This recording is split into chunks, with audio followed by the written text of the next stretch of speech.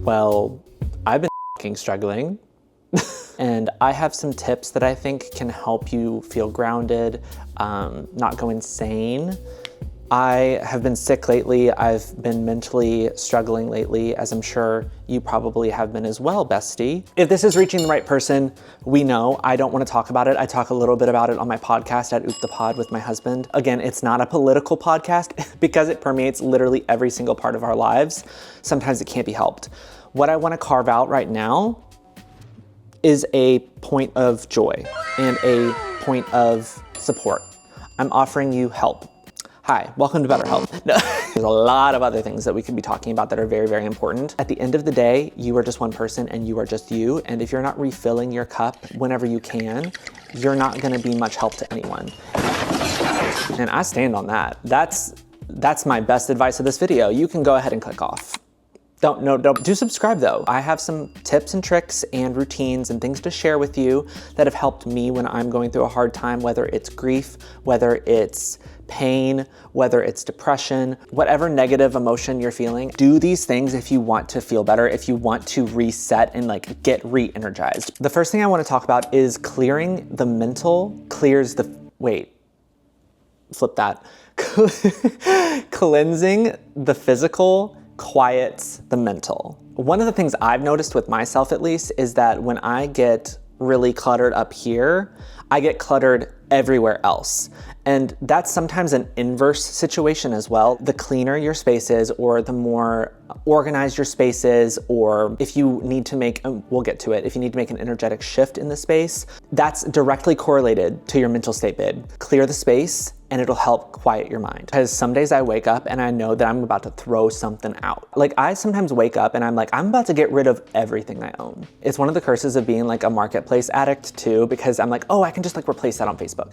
I did in fact get rid of my couch. There's gonna be another video on that, okay? So I have woken up in those moods, but more often than not, you wanna start with just visually cleaning the space. What's trash? What do you need to put away? That's all of the random papers you have out, that's all of the pens, all of the socks, all of the cat toys for me. And then it takes a step up to do a load of laundry, do the dishes, vacuum the floors. It starts to take almost another form at that point. So if it's not a gentle reset, it's a deep clean.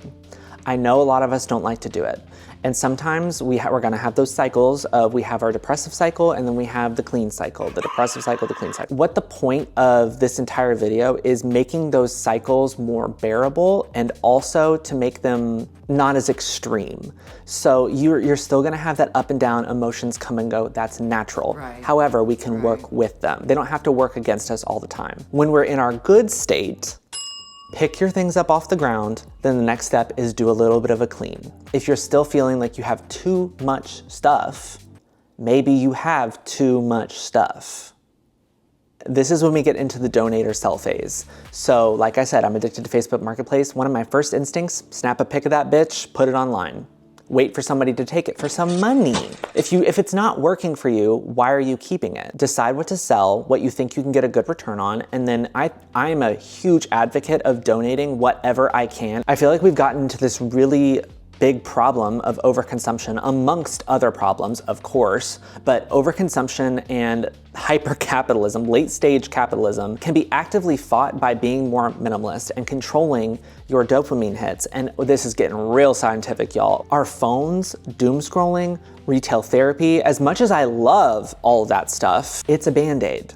It's not solving the problem. Sometimes it's adding to the problem because as you add more and more things and you're consuming more and more, you get overstimulated. We're overstimulating ourselves. Our dopamine receptors are fried. That's kind of another like sub-context of what we're talking about today. And like I said, I want to talk about it more on the pod and we have talked about it a little bit, but you know, follow me on all this. I'm a huge fan of Marie Kondo. You don't always need to do that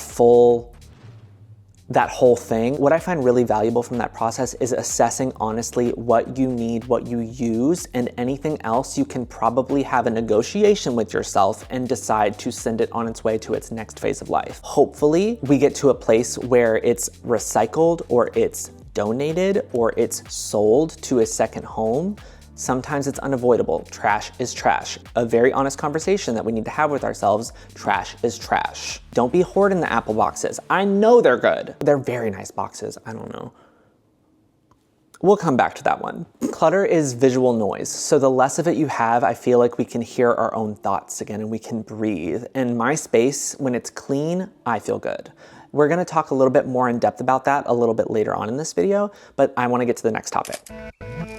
Sometimes because I'm terrible and I shove everything in my closets, I'm sure someone can relate, I will die on the hill that you need concealed storage. So it's never gonna end. Like everybody's gonna always have that like storage drawer. Okay, that's normal. That's normal. But in the process of doing this, where I'm like, oh, I need to put that away, sometimes you can't put it where you wanna put it because then it requires a larger clean out. I'm starting to do this with my husband where we put a date on the calendar and it's, you know, it's scheduled and we know it's coming, and it's not as a monumental of a task as let's just change everything in the house right now. You don't have to overhaul, but sometimes you can just refresh or like tweak or organize one part of your home. You don't need a lot of time to do this. I personally don't like when it goes over a full day, and sometimes that's even too much and I'm exhausted. 30 to an hour, and then break it up, take breaks, and then continue going back to it. It's about having scheduled time to just go through a section of your home that really needs that reorganization or needs that full Marie Kondo process. What is that called? KonMari by Marie Kondo. So cute. For example, I have a closet upstairs right now. Tell me if you want a video on it. I have a closet upstairs right now that really needs it bad. Like, I can't even open the doors bad. Like, ooh, I'm so embarrassed. I'm being honest. You wanted this. You clicked on this video. Once you start integrating organization into your daily routines, it can really start to clear the mental capacity that is needed to operate. And I don't wanna think if I don't have to think. I don't know about you, but I don't wanna think if I don't have to think. Why would I use my brain? Let's say we organize the closet and then everything has its place and there's even extra room to put more stuff. And I would love to have space to store all of my things, like my seasonal items, books that I'm not using, candles, what else? Picture frames, mirrors, like little decor items. I would love to have a little storage closet for that. And I'm using and storing things more intentionally, and I can also have a system that requires me to assess that on a normal basis and look at it honestly and say, oh yeah, I haven't really used this, I'm gonna go and donate it. The point of all of that is to say that it doesn't need to be a huge overhaul of like, we're doing the entire house, we're doing the entire room. Sometimes it can just be a little space. It can be swapping seasonal items. It can be changing the art on a wall, lighting a candle, lighting incense, opening the windows, especially in winter. You need to burp your house. I feel like I've been seeing this a lot. Maybe it's because my phone's listening to me, but you need to open the windows in the winter because the instinct is keep them closed, keep the heat in. Air out your home for 5 minutes, even in the winter. And honestly, it's a really nice like burst of energy from the cold air, but it gets the stagnant air and gases that are accumulating in your home during the winter when you're not letting any ventilation out. It allows some fresh air, fresh energy. So open your windows, but you can also just get some fresh flowers or style a corner. I did it in one of my previous videos where I just took a cabinet and some stuff that was laying around my house. It can be that simple, and I showed you 3 ways to do it. I just actually opened my windows because my camera overheated and I said, oh, that's a sign. Also, I get real woo-woo. I get real woo-woo. These small changes have deeper meaning. It's more about the changes to your psyche and helping you understand that change is coming and that things aren't permanent. They remind you that things can move. You just have to change them. A change of scent, a change of scenery, a change of light, it signals to your brain that things are shifting. When you're struggling, you need signs of, you need signs of possibility. And for me, when I feel that shift and I'm doing the space reset and I'm visually seeing change, I feel lighter and my days don't feel as heavy. It starts to become easier to move throughout my day. And this takes me to my next point, which is routines. Similar to the KonMari method with all of your items in your space, you can do the same thing with your daily routines. Try to rank things on what's really working, what do I love to do, and what's really, really draining me. Then you can see how you can shift what you do in those routines. Let me get into it, I'll explain. So an example for me, one of the things that I do every single day, every single night, well, Well, let's be honest, I do it every single night. That's non-negotiable. I really love skincare. That's a very huge anchor for me. It's like one of those things that I look forward to, or it signals to my body, okay, we're winding down, we're going to bed, go to sleep, girl, put the phone down. And it's really small, but it grounds me and it makes sure that every single night I'm doing something to take care of myself or to calm myself down or to just spend time with myself. And that's one of the things that I really love doing for me. Now, how you can apply that to you. What the important part of it is the routine. I do it on routine and it signals something to my brain. Find those parts of the day that you really love, keep that, immediately keep that, because that's something that you're looking forward to. If you're really struggling, you can use that as information to design a dopamine menu, which I'll talk about it on our podcast as well. So step 1, keep the things that you know you love and what are working for you. Step 2, try to layer in joy into the things that you have to do. So if you need to clean the house, make it a dance party. That sounds cliche, but I swear it works, okay? So I like to play music when I'm cleaning the house. I like to play music if I'm cooking. I like to play music when I'm doing my skincare. It's a common theme, and so I can take that element and you can put that anywhere. Insert that into any routine to make it more pleasurable. Winter, especially when we're all cold, there's a lack of sunlight, like you can input things that can help with that. It's gonna mean more soups. It's gonna mean cozy sweats. It's gonna mean, I'm not much of a bath person, but sometimes like a good warm bath, maybe that's your thing. You schedule it once a week and that's something that you look forward to and it helps actively combat the cold. I am a fan of sauna and steam rooms, so like that's something I try to put into my routine, especially in winter, because that's a whole other beast. And a lot of people experience seasonal depression, so some people need that lamp. You know, if you know that lamp I'm talking about. You want to insert those places of joy into the non-negotiables or into the struggle of day to day. Part of that, even though I've already kind of discussed how I feel about consumption and capitalism, I do love a sweet treat. I do in fact love a sweet treat. So that's also something you can do. If you need to go out and run errands, listen to good music in the car, stop at a local bakery, get yourself a little treat, stop at a little local coffee shop, get yourself a little treat. That's okay. Okay, like that's what life is about. And somebody tell me I'm wrong. Somebody tell me I'm wrong that life is not about a sweet little treat. I'm forced to navigate the world as an adult. The least I can do is get myself a little treat while doing errands. Is that so wrong? So when everything feels like too much, you have your handrails, you have your guards, you have your stabilizers, your mood stabilizers. You have these things in your routines that kind of keep you on the track, keep you on the rails. I'm not saying it's perfect, but I am saying it's helpful. And all that to say, you don't need to like go out and buy a sweet treat. I have sweet treats at home too. Kind of stock up if you don't want to be getting a treat every single time you leave the house and you want to save a little bit of money. But try to give yourself those little hits of dopamine in a variety of ways and stop feeling shame about it, because it is what a brain needs to function properly. And again, not a psychiatrist, not a neurologist, not a brain surgeon, but what I've noticed and what we all understand to be true is brain rot, and our brains are just exhausted and overstimulated. It's kind of messed with the dopamine receptors. We gotta reduce the screen time. And I know I'm telling you that through a screen. Please subscribe, please like, please comment. But you wanna reduce your screen time whenever possible and have a little tea and a snack, have a hot chocolate, read a book, paint a painting, do some gardening, have a hobby, you know? Like, we need to bring back hobbies because they're very important for happiness. That's the simplest of terms. Having hobbies is very important for happiness and for our dopamine and for our brains to function properly. But one of the things I always go back to and why I do this is because your space, your home, your environment informs how you feel. It affects you and it matters more than you think. Design is visual, yes, but it's all encompassing of experience and how you want to feel. That's exactly how I move in my design process. You want to look at how you use a space. You want to look at how you use your wardrobe. You want to look at how you use your money. You want to look at how you use your brain, because funds are tight up here. At the end of the day, I just need my home to be a place of sanctuary. That's just how I work. So yes, continue donating your time, money, and energy to these positive causes, but don't forget about yourself. Come back to your home and allow it to regulate you, because it's very hard to self-regulate right now. I know that's true for me. It might be true for you. It might be true to someone else. If you know, send it to them. At least for me, my mood is directly correlating to my environment, and that is a larger design philosophy that I could go more in depth about, so let me know if you're interested.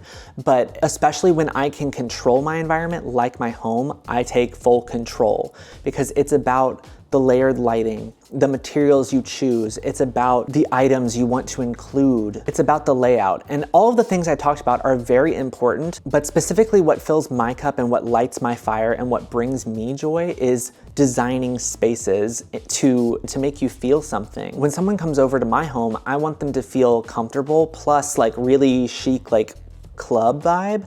Have I gotten there yet? No, but that's like a goal of mine. Or maybe they're stepping into a home plus art gallery, or maybe they're stepping into a home plus European spa resort. I don't know, but like that's the joy of design and what I really enjoy about designing my own home and what I want to bring to other people's homes. And until that happens, I'm making content for you, for me, and figuring out how to navigate these emotions all at the same time. Change that layout, open the windows, let the light in, change that artwork, pick up the trash, donate the thing, and let's find what works together. As small as these changes feel, they will have a huge impact on how your body reacts to the changes and the space.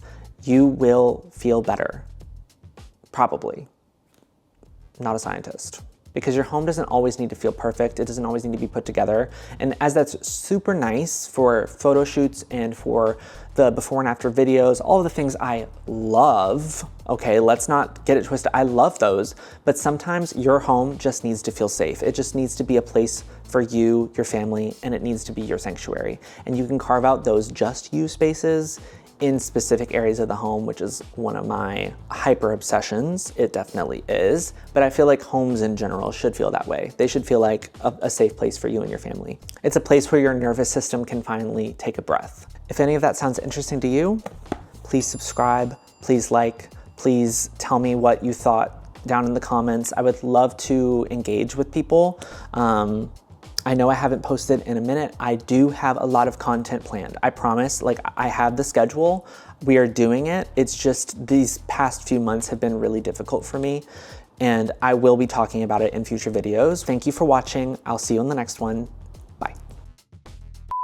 Like usual, I have no idea if I actually like formed a coherent sentence. We'll find out. This is for the people that stay at the end of the video. This is like the real chat. I hung out with some friends. Ew, I don't like my hair, but it is coming up on wash day. It actually might be wash day. If we're being honest with ourselves, it might be wash day. I was talking to my friends over the weekend, and I hung out with a lot of friends this past weekend, which is one of the things that jolted me out of my depressive episode. I, one, found that a lot of my friends feel very similar to how I'm feeling, which I was like, oh my God, connection. Oh my God, we're all going through the same things. That's crazy.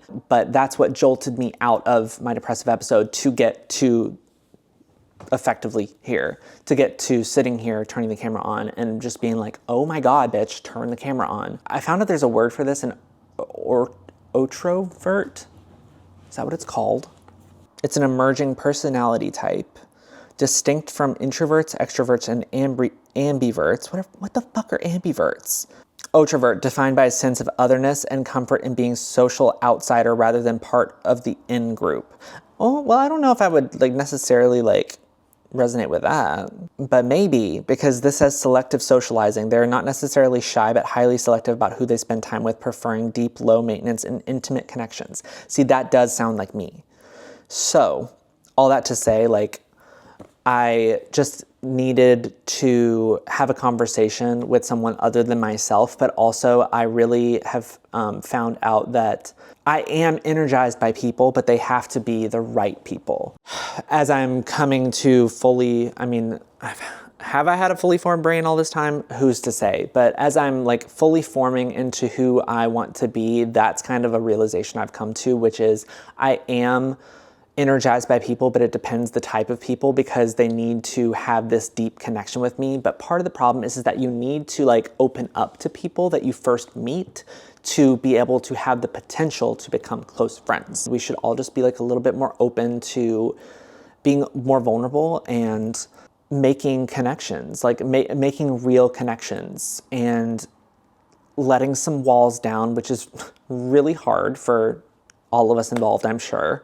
All that to say, like, hang out with your friends, make plans with your friends, keep your community close, and it'll help you stay on your path because it's really hard out here. It's really, really fucking hard out here, and I've been struggling, and I know a lot of you have, so I hope this video helped. That is enough of me yapping. I think that's all I wanted to say.